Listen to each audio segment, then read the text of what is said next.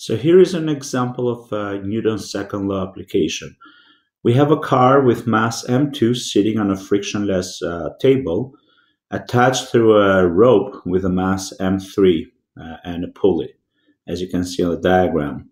There is a mass m1, an object sitting on top of the car. However, there is a friction between the top of the car and the mass m1. The whole system is released from rest, and it travels a distance delta d before hitting the pulley. So what is given to us is m1, the mass of the object sitting on top of the car, m2, the mass of the car, m3, the hanging mass, the distance that is going to travel, the fact that it's released from rest, so v initial, and of course g, the acceleration due to gravity. What we want to find is the minimum coefficient of static friction between M1 and M2 so that M1 does not slide back from M2, and the final velocity of M2 before hitting the pulley. Okay, so what we do, we first realize what law we have to use. Well, we have to use Newton's second law, F net equal to mass times acceleration. We realize what the common factors or common variables are between the masses, and those are acceleration and tension. Okay, and next we draw free body diagrams. So in this case, we're going to draw 4 free body diagrams, one for each of the masses separately, and one for M1 and M2, and we're going to treat them as one object in order to eliminate some of the unknowns, such as friction between the two of them, right? Because first we need to find the acceleration for the system. All right, so here we go. M1, which is the mass sitting on top of the car, has 3 forces, and this is usually something that we have a hard time with because gravity, it's given pretty much. We know that normal, that's obvious, but there is also a force making M1 go to the right, because M1 does have an acceleration. And a problem sometimes is identifying that force. That force is actually the force of static friction. Remember, the acceleration is to the right. Then we do M3. So M3 has 2 forces only, and those are M3G, gravity pointing downward, and then the tension pointing to the right. And remember, the acceleration is downward. For M2, we're just going to draw the free body diagram, but we won't use it because it's the most complicated one. But let's draw it. So we have M2G, and of course we have also or let's call it the force of mass 1 pushing M2 down, which is M1G pretty much. Then we have some normal force. Then we have the tension, right, which is the same as the one on M3. But then there is also some friction, which is between M1 and M2 pointing backward. And of course, the acceleration is to the right. Okay, so this is not good. These are good free body diagram. Not good that is not good, but it's not good for use because it has too many unknowns. And the last one, we have the M1 plus M2. So we're going to treat them as one object, right? M1 and M2, pretty much what we do is we eliminate this in the middle, and there's just that rope pulling the whole thing to the right. So the free body diagram, pretty straightforward, is M1 plus M2 because we're treating them as one object times G.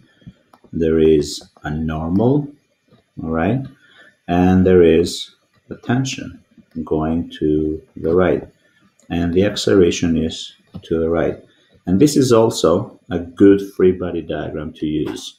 Okay, so we're going to use the M1, the M3, and the M1 plus M2. So in order to find US, we have to, let's start from M1, and let's write the equation, right? So the net force, and we care about the X and the Y. So in the Y direction, pretty straightforward. The normal is equal to gravity, right? They cancel each other out. On the x direction, we have only one force, and that is static friction, which is mass times the acceleration. So as you can see, let's write here, in order to find mu s, we know that FFS is equal to mu s times Fn, right? That's a relationship between friction and the normal force.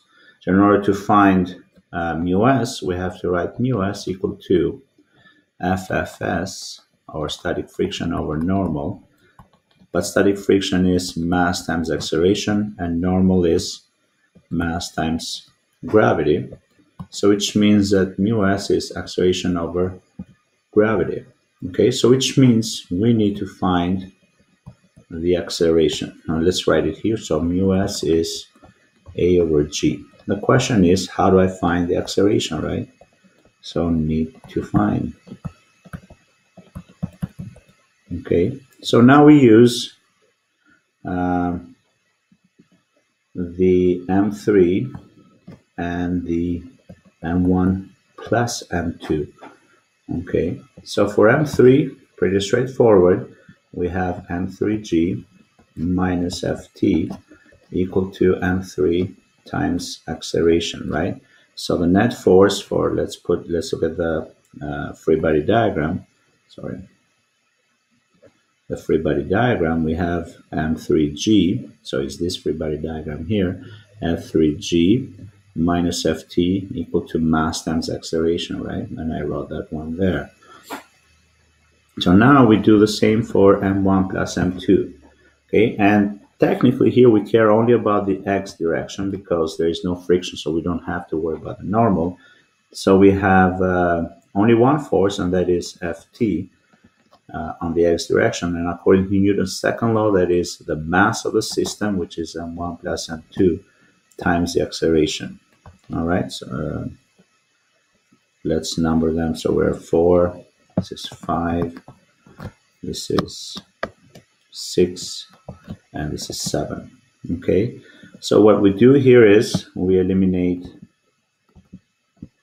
ft and we solve for acceleration. So we have m3g minus m1 plus m2 times a. We use substitution, equal to m3 times a. All right, and we rearrange and we get the acceleration equal to m3 over m1 plus m2 plus m3 times g. Okay, so here is the acceleration of the whole system. Therefore, this is also the acceleration of m1. So what we're going to do now, we're going to substitute it. The acceleration from 9 in equation number 5. All right, so we get mu s equal to acceleration, which is m3 over m1 plus m2 plus m3 times g over g. G and g are common, so we get our final equation, a very simple one, mu s equal to m3 over m1 plus m2 plus m3.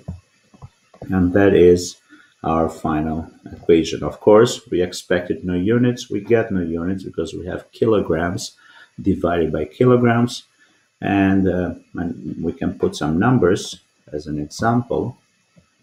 We have m1 equal to m2 equal to m3 equal to 1 kilogram, just to use it as an example, and then we get mu s equal to 1 over 3. Okay, now for the other part, to find that final velocity, we're going to use kinematics. All right, and what we have here is, what is given to us is vi, which is 0, delta d, whatever, we can put it 1 meter, and of course we have the acceleration m3 over m1 plus m2 plus m3 times g. And what we're looking for is v final. So what we're going to do now is use the kinematics equation, which is v final squared equal to v initial squared plus 2 times the acceleration times the displacement, right? Since v I is 0, then we get, let's substitute the whole expression, we get the final velocity to be 2 m3 delta d g over m1 plus m2 plus m3. And if we have some numbers, we said that let's take delta d equal to 1. We have v final equal to square root of 220 over 3, roughly meters per second. Okay, so again, here is a summary of what we did. A complicated question, as I said. First, we read the question, we understood the situation, we know what was given to us, whether explicit or implicit. We know what is it we have to find. We figured out what law to use, what common variables are out there, and then we decide which free body diagrams to use, to draw, which one to use. And then we started from our very first equation where our unknown was involved, the mu s, and then we started going from there using Newton's laws until we came up to our final equation, right, for mu s.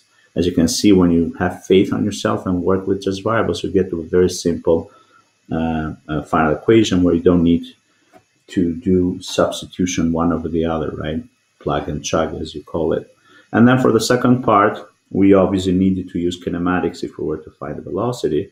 So we figured out which kinematics equation to use, and then we substituted whatever equation we had derived, and then we plugged in the numbers just to see there's an example of a numerical answer. All right?